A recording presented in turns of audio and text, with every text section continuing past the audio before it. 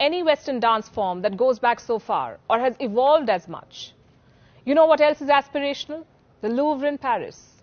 One photo of it on our Instagram and we have arrived. But India's National Gallery of Modern Art, which has one of the richest collections of contemporary arts, gets just 30,000 visitors a year. The Louvre in Paris gets 2.5 million visitors every year. The Tate in London has an annual footfall of 4 million.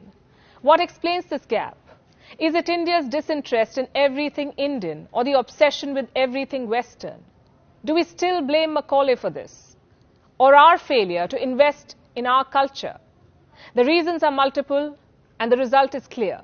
Today an Indian dreams of becoming Western, aping the West, or living the Western lifestyle.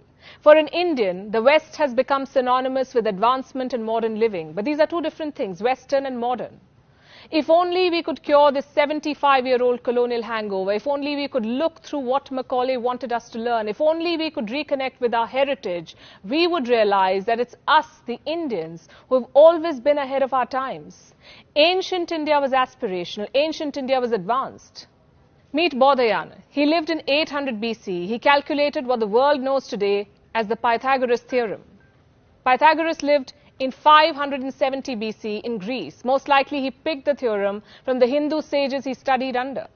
Have you heard of the Fibonacci number sequence? This is how it looks. Every number is the sum of the two preceding numbers. The world credits Italian mathematician Fibonacci for this sequence.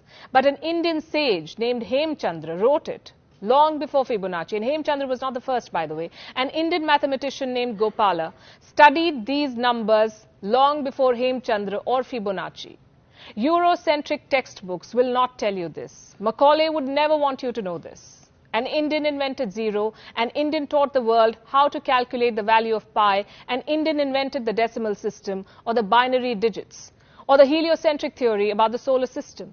It was Aryabhat who first proposed that the earth is round, it rotates on its axis and revolves around the sun. Today we learn about Copernicus. We wear t-shirts and sweatshirts of NASA.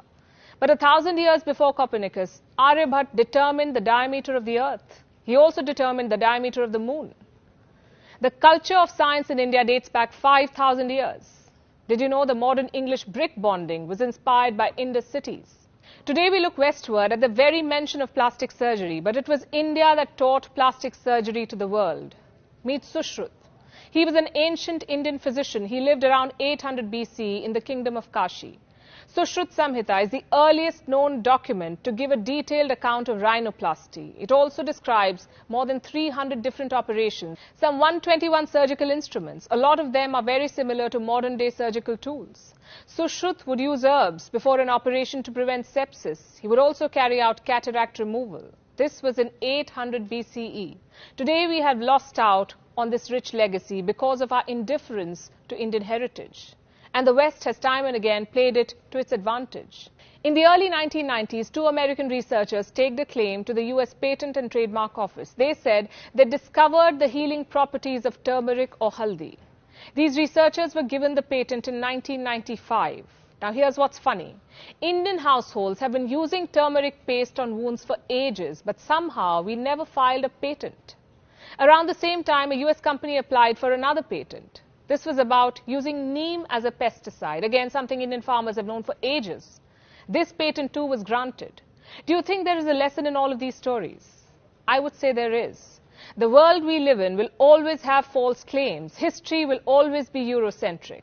There will always be sharks stealing ideas and innovations. But if we don't reconnect with our rich heritage, we would continue to be fooled by Macaulay and company.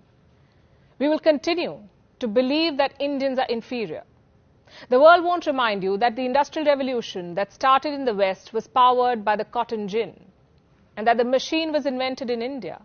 India also had the earliest known dock. It was at Lothal in Gujarat. Steel was made in India as early as 500 BC. It is possible that Indian scientist Cunard devised the atomic theory centuries before John Dalton was even born. India was the first to smelt zinc by distillation. The first seamless celestial globe was made in Kashmir. It was by Ali Kashmiri ibn Luqman. And despite all of these advancements, India never went on an offensive. India never invaded another country. We did not have crusades. Our ancestors not just taught the world science, mathematics and astronomy, we also exemplified tolerance. This is the birthplace of 4 religions: Hinduism, Buddhism, Jainism, Sikhism. It is hard to find a heritage this rich. 75 years ago, we got the chance to reclaim this very heritage. But have we done justice to it? 75 years ago, Mahatma Gandhi led a freedom movement so that you and I could claim what is rightfully ours. You know, the great Indian heritage. But 75 years on, our minds may still not be free and our spirit of innovation not completely unleashed. Look at the number of patents India filed in 2020 and compare this to the rest of the world. This is just one parameter, but it tells you the story. Freedom is supposed to nourish critical thinking. Freedom is about being proud of your culture, your color, your customs. So let's stop looking westwards. Let's look inwards. We've been free for 75 years. It's time we reclaimed our lost glory. It's time we reconnected with our heritage and got back to being what we've always been, far, far ahead of the times.